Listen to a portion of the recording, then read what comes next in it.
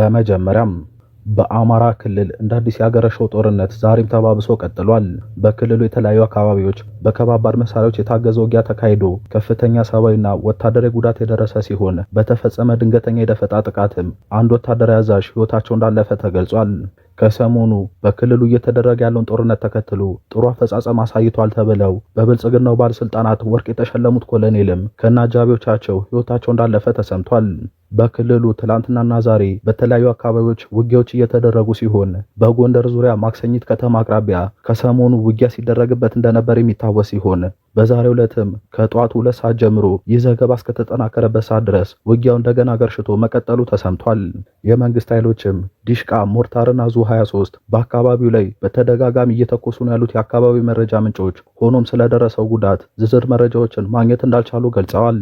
በታች ጋይንት ከ3 ቀናት በፊት እንደ አዲስ የተቀሰቀሰው ጦርነት አሁንም እየተደረገ ሲሆን በአካባቢው ከፍተኛ የሆነ ወታደራዊ እንቅስቃሴና የከባድ መሳሪያዎች ድብደባ መኖራቸውን የአካባቢው የመረጃ ምንጮች ገልጸዋል። ከ3 ቀናት በፊት የመንግስት ኃይሎች ወደ ፋኖ ኃይሎች ይዞታዎች ያደረጓቸውን እንቅስቃሴዎች ተከትሎ አጸፋዊ ምላሽ ለመስጠት የተንቀሳቀሱት የፋኖ ኃይሎች ወደ ከተማው አካባቢ ከበባ በማድረግ ሎጂስቲክስ፣ ስንቅና ትጥቅ በእጃቸው ገቢ እንዳደረጉም ገልጸዋል። የመንግስት ኃይሎችም ተጨማሪ ኃይል መድፍና ሜካናይዝድ ኃይል ከላይ ጋይንት በማንቀሳቀስ ወደ አንሰታና ጋጥ አካባቢዎች በመንቀሳቀስ የከባድ መሳሪያና ተከታታይ የመድፍ ድብደባ እንዳደረጉ የመረጃ ምንጮቹ አክለው ገልጸዋል። በዚህ ቀጠና ከጋይንት በነፋስ መውጫ እስከ ግምር ድንጋይ ድረስ 50 ኪሎ ሜትር የሸፈነ ውጊያ እየተደረገ ሲሆን እስካሁን በነበረው ውጊያም በርካታ የመንግስት ኃይሎች ሙትና ቁስለኛ መሆናቸውን በተለይም ጉጉብ ተብሎ በሚጠራው አካባቢ በተፈጸመ ድንገተኛ የደፈጣ ጥቃት አንድ ወታደራዊ አዛዥ ሕይወታቸው ካለፉት ውስጥ እንደሚገኙ ተገልጿል። ሆኖም ምንጮቹ የዚህ ወታደራዊ አዛዥ ማዕረጉና ኃላፊነቱን ለጊዜው ከመናገር ተቆጥበዋል። በተመሳሳይ በትላንትናው ዕለት አይንባ በነበረ ከባድ ውጊያ አንድ ከፍተኛ ወታደራዊ አዛዥ ከነአጃቢዎቹ ሕይወቱ እንዳለፈ ተነግሯል። ይህ ወታደራዊ አዛዥ አይንባ ከነበረ ወታደራዊ ካምፕ አጃቢዎቹን ይዞ በከተማው ሲንቀሳቀስ ጋቢታ ተብሎ በሚጠራው አካባቢ በተፈጸመ ድንገተኛ የደፈጣ ጥቃት ተሽከርካሪው ተገልብጦ ይህ የኮሎኔል ማዕረግ ያለው ወታደራዊ አዛዥ ከነአጃቢዎቹ ሕይወቱ እንዳለፈ ተገልጿል። ይህ ኮሎኔል በክልሉ የተጀመረውን ጦርነት ተከትሎ እብናት አካባቢ ያለውን ዘመቻ ሲያስተባበርና ሲመራ እንደነበር የኢትዮ ፎከስ የመረጃ ምንጮች የገለጹ ሲሆን ከሰሞኑም በእብናት አካባቢ ያለውን እንቅስቃሴ በበቂ ሁኔታ ፈጽመዋል በሚል በኮሎኔሉ ደስተኛ የሆኑ የብልጽግና ባለስልጣናት የወርቅ ሽልማት ጭምር ሸልመው ወደ አካባቢው እንደተመለሰ ገልጸዋል። በማዕከላዊ አርማጭሆ ማሰሮ ደንብ አቅራቢያ ደረቅ አምቦ ተብሎ በሚጠራው አካባቢ በትላንትናው ዕለት ድንገተኛ ጥቃት ተፈጽሞ በመንግስት ኃይሎች ላይ ከፍተኛ ጉዳት እንደደረሰ የተሰማ ሲሆን ሆኖም ስለደረሰው ጉዳት እስካሁን ዝርዝር መረጃዎችን ለማግኘት አልተቻለም። ከሰሞኑ በአካባቢው ባገረሸው ውጊያ በተለያዩ አካባቢዎች ድንገተኛ የደፈጣ ጥቃቶች ተደርገው ጉዳት መድረሱ የሚታወስ ሲሆን ድንገተኛ የደፈጣ ጥቃት ከተፈጸመባቸው አዛዦች መካከል የደብረ ታቦር ኮማንድ ፖስት አዛዥ ኮሎኔል ጀዋር የሚባሉት አንደኛው ሲሆኑ በጥቃቱም አጃቢዎቻቸው ላይ ጉዳት ሲደርስ እሳቸው መትረፋቸው ተዘግቦ ነበር። በተመሳሳይ በዚሁ በደብረ ታቦር ከተማ ዙሪያ በዛሬው ዕለት አለም በር ከተማ አቅራቢያ ከጠዋት ጀምሮ ከፍተኛ የሆነ ተኩስ ድምፅ እንደሚሰማ የአካባቢው የመረጃ ምንጮች የገለጹ ሲሆን ከማለዳው 12 ሰዓት ጀምሮ ዲሽቃ፣ ሞርታርና ዙ 23 በተለያዩ አቅጣጫዎች ተተኩሰው ጉዳት መድረሱን አስረድተዋል።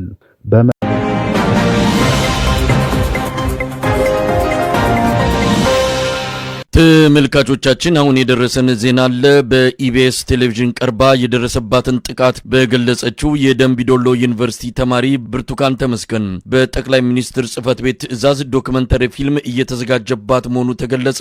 እሷም የዶክመንተሪ ፊልሙ አካል ሆና ትቀርባለች ተብሏል። አስቸኳይ በሚል ለብሔራዊ ቴሌቪዥን ጣቢያዎች በተላለፈ ትዕዛዝ ተማሪ ብርቱካን ተመስገን ተገዳና በጽንፈኞች ተጠልፋ እንደቀረበችና ገንዘብ ተከፍሏት እንዳደረገችው የሚገልጽ ታሪክ ተዘጋጅቶ ቀረጻ እየተካሄደ መሆኑን ያገኘነው መረጃ ያመለክታል። መንግስት ላይ የመጣውን አደጋ ለመቀልበስ በሚል ዶክመንተሪ ፊልሙ በከፍተኛ ጥንቃቄና በአስቸኳይ ተፈጻሚ እንዲሆን በጠቅላይ ሚኒስትሩ ጽህፈት ቤት ትዕዛዝ መሰጠቱ ነው ለማወቅ የተቻለው። ተማሪ ብርቱካን የደፈሩኝ የጽንፈኛው ደጋፊዎች ናቸው፣ መንግስትን በአደባባይ የሚያጋልጥ ታሪክ አስጠንተውኝ ነው ኢቢኤስ ላይ የቀረብኩት እንድትል የታቀደ ሲሆን ይህንን ከጠቅላይ ሚኒስትሩ ጽህፈት ጽህፈት ቤት በቀጥታ ትዕዛዝ እንዲዘጋጅ የታቀደውን ዶክመንተሪ ፊልም ተከታትሎ ለማስፈጸም የኮሚኒኬሽን ሚኒስትሩ ለገሰ ቱሉ መመደቡንም ለማወቅ ተችሏል። በኢቢኤስ ፕሮግራሙ እንደተላለፈ ለጣቢያው ዳይሬክተር ስልክ የደወለው ለገሰ ቱሉ ሲሆን ለጊዜው ፕሮግራሙን በአስቸኳይ ከስርጭት ላይ እንዲያቋርጡት በቀጣይ ስለሚወሰደው እርምጃ ከጠቅላይ ሚኒስትር ጽህፈት ቤት የሚነገራችሁን ጠብቁ የሚል በቁጣና በኃይለ ቃል የተናገረው ለገሰ ቱሉ ተማሪ ብርቱካን ተመስገንንም ከዚህ በኋላ ለየትኛው ሚዲያ ቃለ መጠይቅ እንዳትሰጥ በማስፈራራት እንዳስጠነቀቃትም በደረሰን መረጃ ላይ ተመልክቷል።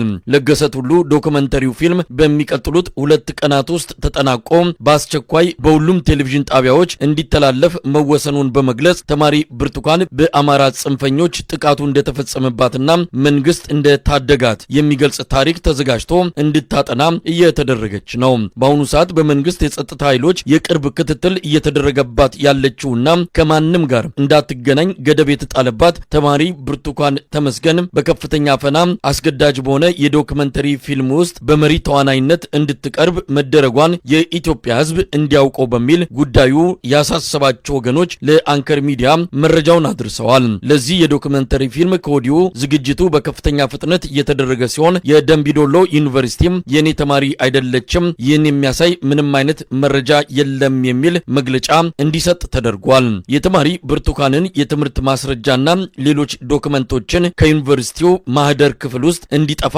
የተደረገ ሲሆን የዶክመንተሪ ፊልሙ አካል ሆኖ እንዲቀርብ የሚደረግ መሆኑ ታውቋል።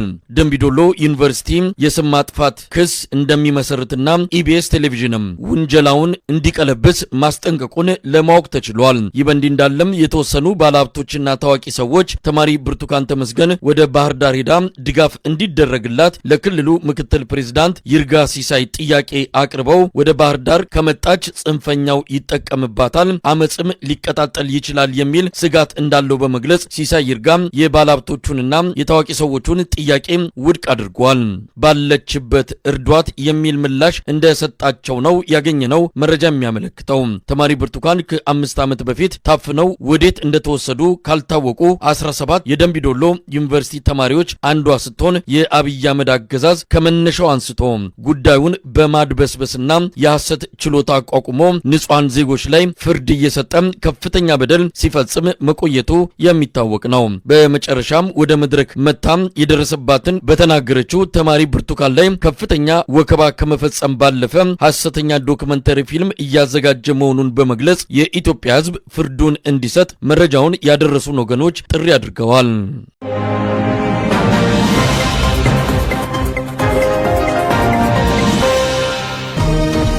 ይህ በእንዲህ እንዳለ የመከላከያ ከፍተኛ አዛዦችና የኮር አመራሮች ስብሰባ በባህር ዳር እየተደረገ እንደሆነ ተሰምቷል። በስብሰባው ላይ ከየዞኑ ወረዳና ከከተሞች የተውጣጡ የብልጽግና ኮር አመራሮች እንደተገኙ የተገለጸ ሲሆን የመከላከያ ሰራዊቱ ምክትል ኢታማዦር ሹምና የክልሉን ኮማንድ ፖስት የሚመሩት ጀነራል አበባው ታደሰ ስብሰባውን እንደመሩት ተናግሯል። ጀነራሉ ለተሰብሳቢዎቹ ባስተላለፉት መልእክትም ሁላችሁ ማወቅ ያለባችሁ ነገር ፋኖ ህወሓትን በጀርባ ዙሮ እያመጣላችሁ ነው በማለት ከሰሞኑ የመከላከያ ሰራዊቱ ብርጋዴር ጀነራል ምግባ ኃይሌ የፋኖ ኃይሎችን እያስተባበሩና እየመሩት ነው የሚለውን መግለጫ በመጥቀስ ዋቢ አድርገው ሲናገሩ እንደነበር የኢትዮ ፎከስ የመረጃ ምንጮች ገልጸዋል። ጀነራሉ አክለውም እኛንን ወይስ እነሱ ለአማራ ህዝብ የሚጠቅሙት? የአማራ ህዝብ በታሪኩ ተላላኪ ሆኖ አያውቅም፣ ተላላኪ ልጅም ወልዶ አያውቅም። አሁን ግን ከግብጽ የጦር መሳሪያ ያስገቡ እየወጉን ነው። ከሻቢያም የጥይት ድጋፍ እየተደረገላቸው ነው። ከወያኔም ትዕዛዝ የሚቀበል ነፃ አውጪ ነን የሚል ኃይል መጥቷል። ስለዚህ ይህንን ኃይል ልትታገሉት ይገባል። ይህንንም ለህዝቡ ማስረዳት አለባችሁ ሲሉ ለተሰብሳቢዎቹ ትዕዛዝ መስጠታቸው ተሰምቷል። ጀነራሉ ይህንን ገለጻና ማስጠንቀቂያ ለተሰብሳቢዎቹ ከሰጡ በኋላ በቀጣይ በተደረጉ ስብሰባዎች ላይ አልተገኙም ያሉት የመረጃ ምንጮቹ፣ ሆኖም ከጀነራል ውጭ የተቀሩት ተሰብሳቢዎች ባደረጉት ግምገማ ላይ ጽንፈኛው ኃይል አሁን ተዳክሟል፣ በበርካታ የክልሉ አካባቢዎችም ብልጽግና መዋቅሩን እየተከለ ነው የሚሉ ውይይቶችን እንዳደረጉ ተገልጿል። ደምቢዶሎ ዩኒቨርሲቲ በኢቢኤስ ቴሌቪዥን ጣቢያ ላይ የቀረበችው ብርቱካን ተመስገንን አላውቃትም ሲል ተናገረ። የዩኒቨርሲቲው ባስተላለፈው ማስጠንቀቂያ ላይ የተለያዩ የማህበረሰብ አንቂዎች ምላሽ ሰጥተዋል። የዩኒቨርሲቲው የቴሌቪዥን ጣቢያው ያቀረበብኝን ውንጀላ ካላስተባበለ እከሰዋለሁ ሲል ዛሬ ማስጠንቀቂያ ወጥቷል። ዩኒቨርሲቲው ዛሬ ማስታወቂያ በሚል ባሰራጨው የማስጠንቀቂያ መልእክት በ14/7/2017 ዓ.ም በኢቢኤስ ፕሮግራም ላይ በተደረገ ቃለ ምልልስ ብርቱካን ተመስገን ከበደ የተባለች በ2013 የትምህርት ዘመን በደምቢዶሎ ዩኒቨርሲቲ የሁለተኛ ዓመት የፋርማሲ ተማሪ ነበርኩ በማለት ሰጠችው ሀሳብ ስህተት መሆኑና የዩኒቨርሲቲው የፋርማሲ ትምህርት ሰጥ በ2013 የሁለተኛ ዓመት ተማሪ እንዳልነበረው ይገልጻል በማለት አስተባብሏል። የዩኒቨርሲቲው ማስጠንቀቂያውን በመቀጠል ስለሆነ የድርጊት በጣም ኃላፊነት የጎደለውና ምንም አይነት ማስረጃ የሌለው ስለሆነ ግልጽ የሆነ ስም ማጥፋትና የዩኒቨርሲቲያችንን ስም የሚያጎድል ስለሆነ ኢቢኤስ ይህን ውንጀላ እስካልቀለበሰ ድረስ የዩኒቨርሲቲው ጉዳዩን ወደ ፍርድ ቤት ለመውሰድ እገደዳለሁ ሲል አሳስበዋል። ወላጅ አምኖ ልጆቹን የሰጠው ዩኒቨርሲቲ ተማሪዎች የት እንደገቡ የማያውቅ መሆኑ ሳያሳፍረው ስም የጠፋ ብሎ መጣ ሲሉ አስተያየት የሚሰጡ ወገኖች ከዚህ ዩኒቨርሲቲ ታግተው ወይም ተጠልፈው የተወሰዱት ተማሪዎች በአንድ ዙር ብቻ ሳይሆን በተደጋጋሚ ነው ሲሉ አስተያየታቸውን ለዘኢትዮጵያ ገልጸዋል። በሌላ በኩል የማህበረሰብ አንቂው ኢያስፔር ተስፋዬ መረጃው እውነት ከሆነ ብሎ የሚጀምረው አብዛኛው እያሸሞጠ እንደሆነ ይገባኛል፣ ግን አንዳንዶች ባለማወቅ ብርቱካን ከ17ቱ ታጋቾች አንዱ እንደሆነች አድርገው ስላወራው ጊዜው ያልገጠመለትና ጥያቄ የፈጠረበት ሊኖር ይችላል ብሏል። ብርቱካን የታገትኩት ከ17ቱ ጋር ነው አላለችም። ኢቢኤስም እንደዛ አላለም።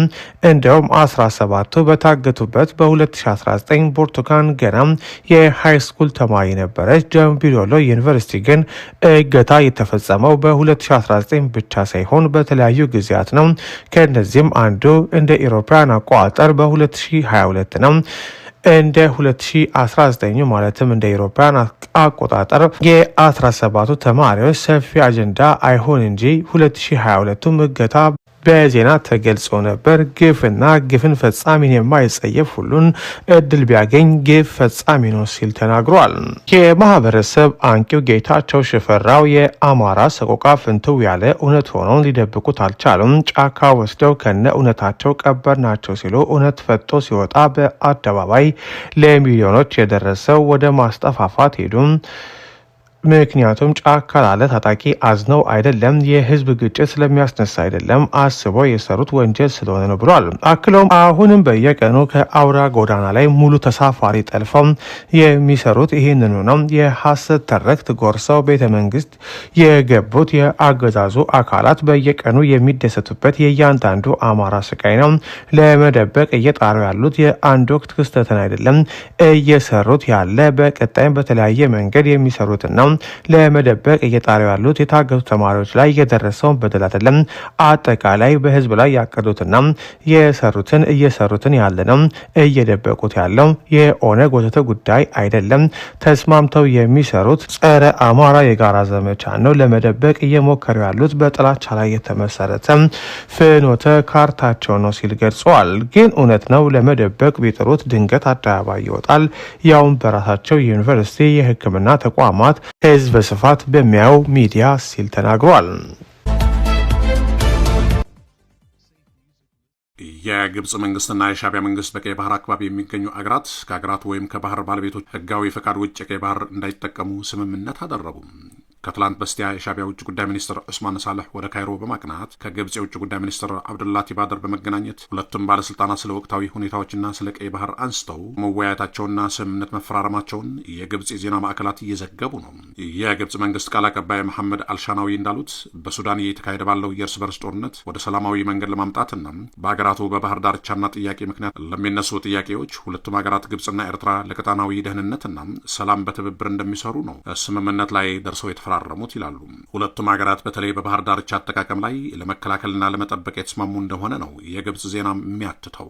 በተለይ ሰሞኑን የኢትዮጵያ ጠቅላይ ሚኒስትር አብይ አህመድ የባህር በር ለኢትዮጵያ የህልውና ጉዳይ ነው የሚል ንግግር ማድረጉ ተከትሎም በቀጠናው ቀጣይ በባህር በር ምክንያት የሚፈጠረ ጦርነት ሊኖር ስለሚችል በዚህ ደግሞ አንዳንድ የውጭ መንግስታትና ዘገባዎች ኢትዮጵያ የአሰብን ወደብ ከኤርትራ ለመውሰድ የጦርነት ዝግጅትና የጦርነት ጉሰማ በምታሰማበት በአሁኑ ሰዓት የሁለቱም ሀገራት መንግስታት ማለትም የግብጽና የኤርትራ መንግስታት በዚህ ረገድ ከማናቸውንም አገር በባህር ዳርቻ ዙሪያ ለሚነሳ ጉዳይና ጦርነት በህብረት ለመመከትና ለመጠበቅ የጋራ ስምምነት ላይ መድረሳቸውንና መፈራረማቸውን አረብ ኒውስ የተባለ የግብጽ ማዕከል ዘግቧል። የኤርትራው የውጭ ጉዳይ ሚኒስትር ቅዳሜና እሁድ በነበራቸው የግብጽ ጉዞም ከፕሬዚዳንት አልሲሲና ከውጭ ጉዳይ ሚኒስትር ባድር አብደላቲ ተገናኝተው መምከራቸውን ከግብጽ የተገኙ መረጃዎች ያስረዳሉ። ይህን ተከትሎ የሻዕቢያው ባለስልጣን የማነ ገብረ መስቀል በትዊተር ገጹ ሁለቱም ሀገራት ስለ ሀገራቱ ደህንነትና ጸጥታ እንደመከሩና ስምምነት ላይ ደርሰው እንደተፈራረሙ ትላንት መጻፉን አይዘነጋም።